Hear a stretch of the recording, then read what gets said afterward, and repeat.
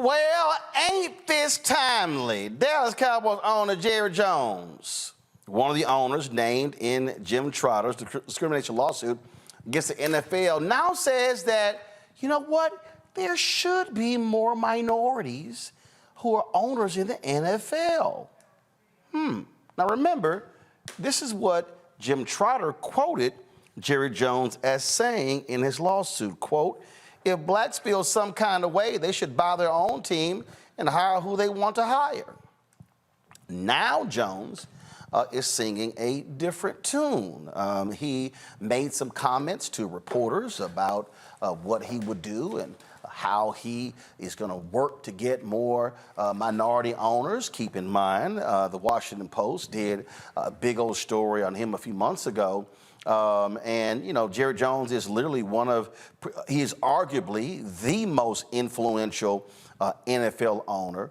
And he also, huge Republican, conservative, one of those folks who was full of crap when it came to Colin Kaepernick, so-called standing with his players. We all know now that that was nothing but a PR move. And so now Jones, and he's still denying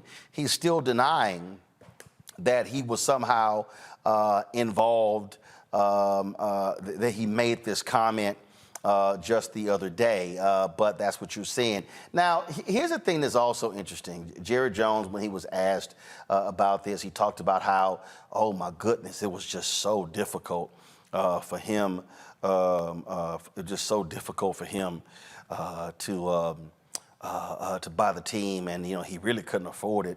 And then actually what he said is he would carry Magic Johnson piggyback, walk across Texas to get more black NFL owners. Let me see if I can pull this story up about in the Fort Worth Star-Telegram. Let me see right here. Here is the, give me one second. I just want to show y'all. Here we go. Let me find this comment. So go to my iPad. In this piece, they're talking about the fact that the NFL has no black majority owners among its 32 teams, only 3 black head coaches, 60% of the league black.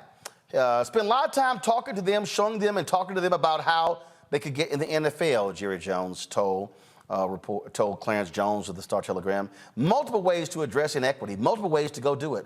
And certainly I would think about one way is to try to work to get ownership improved in the minority area.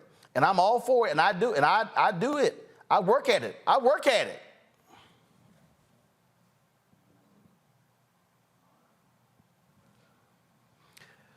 First of all, this quote don't make no sense whatsoever. Don't make any sense whatsoever, okay? Makes no sense. Now, again, this is the article. Go back to it. Jones understands the financial hurdles that have impacted blacks from gaining ownership, most notably the rising cost of NFL franchises and league rule that a majority must put down 30% of the cost. Nobody got in on a wing and a prayer any more than I did, and I really couldn't afford it. But I got into it, and as we look and see, we do see the qualified potential buyers out here that can get involved, and that's one way. You know the financial hurdles for everything that's gone up, but percentage-wise, there are qualified people out here. If they aren't here this minute, they're on their way, because that's what's happening in this country. And many of the people that recently have gotten involved in NFL might not have been able to do it 20 years ago. So continuing to share thoughts and ideas with other people about being involved and from the ownership is something that I can speak to. He brings up Magic Johnson. Of course, he was a part of the Washington Commanders ownership. He goes, quote, Magic is a great ambassador, and I carry him piggyback to get him in the NFL. Jones says it's very important to have continued dialogue and discussions about diversifying the NFL's ownership rules, ranks, and believes his comments to Trotter were misrepresented. It's very important. We want that. We work at it. Really, that was the intent. My intent when we were talking, and I regret that with Jim, I really do, because he's a friend. I love the National Football League. I love football. And if we can improve it by having people that aren't in ownership today in ownership, I'll walk across Texas to do it.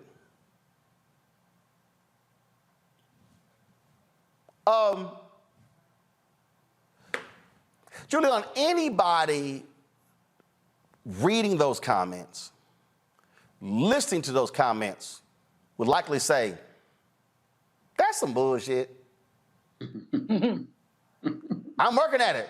I'm working at it. No, I really do. It's important. Boy, bye. The man sounds unhinged. Boy, he bye. sounds totally unhinged. No, he sounds defensive. But also unhinged because the stuff that what he's saying does not make any sense. Yes, he sounds extremely defensive, but I mean, also disconnected. And the visual of him carrying Magic piggyback anywhere, just has to make you totally crack up. The fact is that this man was a racist, is a racist, is going to be a racist. He's saying the right things because he's in a lawsuit, and he has to say the right things. We know what the structure of the NFL is. We know how challenging it's been, first of all, just to get head coaches, not to mention ownership. And so give me a break.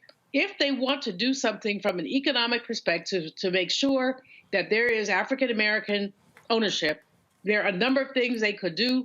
Qualified African Americans could get loans from the NFL at a subsidized interest rate to buy in. Of course, there'd be a vetting process. That's one thing they can do. We've seen things like that done in the past. Or they could relax their rules so that there could be a larger consortium of African Americans, because now these teams are going for $5-6 billion. When he says it's going to happen soon, he's waiting for the black billionaire, and the black billionaire may not want to be the one to spend his money on an NFL franchise. I mean, some of y'all go crazy over the NFL. I don't give a whatever. But what I do care about is the equity piece of this, and the fact that this aspect of, I mean, he just seems unhinged. Well, I want us, Congo, to understand a few things. And what I want us to understand here is that, and people don't, I think, fully get it.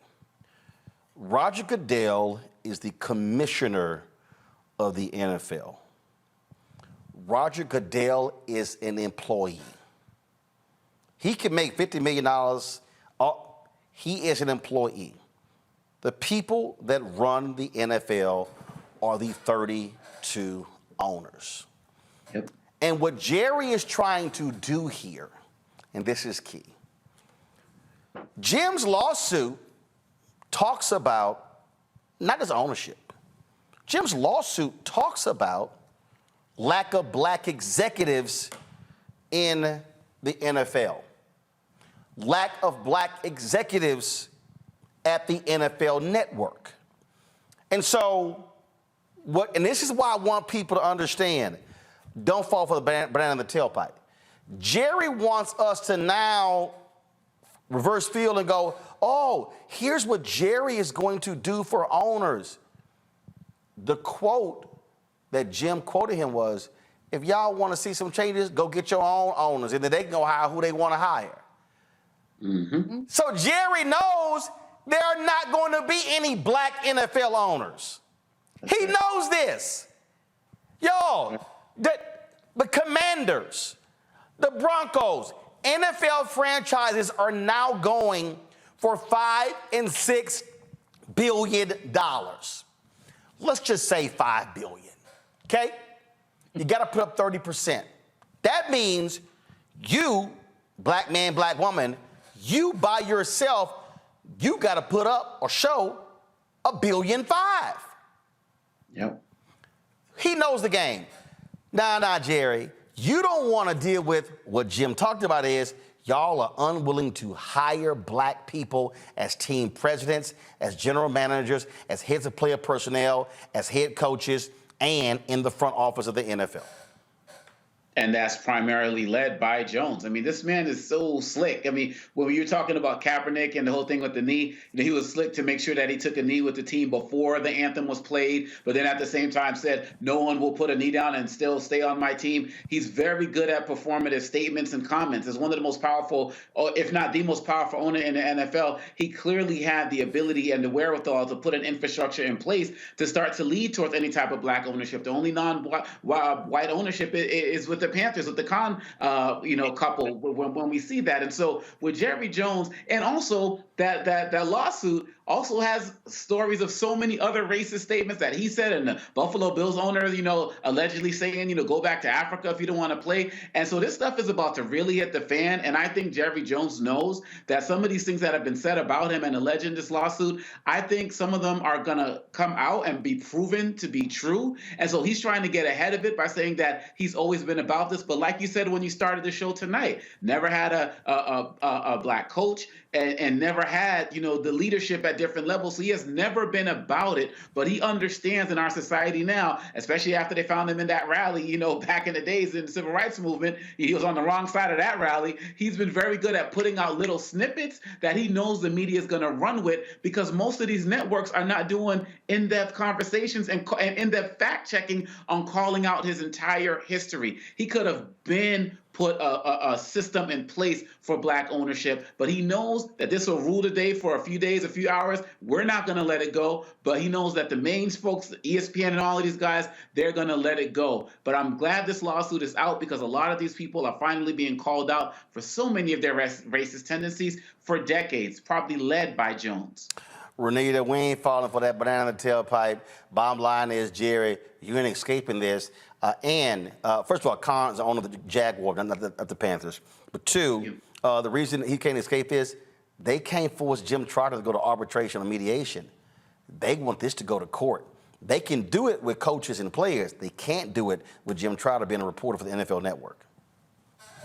Well, and so I don't support the NFL because there's just too many problematic things about the NFL that I just can't bring myself to support the NFL. But y'all correct me if I'm wrong on this. I seem to remember about a decade ago where the cost of purchasing or buying into an NFL or owning an NFL team was not what it was today. And so there were actually black people who had the money and could qualify to purchase these teams, and they were just not being let in for some reason that, was not being actually told to them as to why they were not being allowed to purchase. Did that happen or no? Because that's what I thought I remember. No, that wasn't the case. No, because even then, could nobody black afford to get an NFL franchise? Okay, because his comment really just sounds kind of condescending, where he's saying, well, some parts of it, he's saying, well, there's black people who are working up to this amount who might be able to afford it. And then, of course, the carrying Magic Johnson on his back, piggyback. I mean, I would like to see if there's going to be a response from Magic Johnson to him saying this, because all of it, the entire comment was condescending. Nope. And we know what his original comments were. And I think that his original comments are how he really feels. And he's just trying to walk it back. Nope. You're not going to see a Magic comment, especially now that he is, even as a minority owner, in the NFL club. Trust me, you're not going to hear anything being said.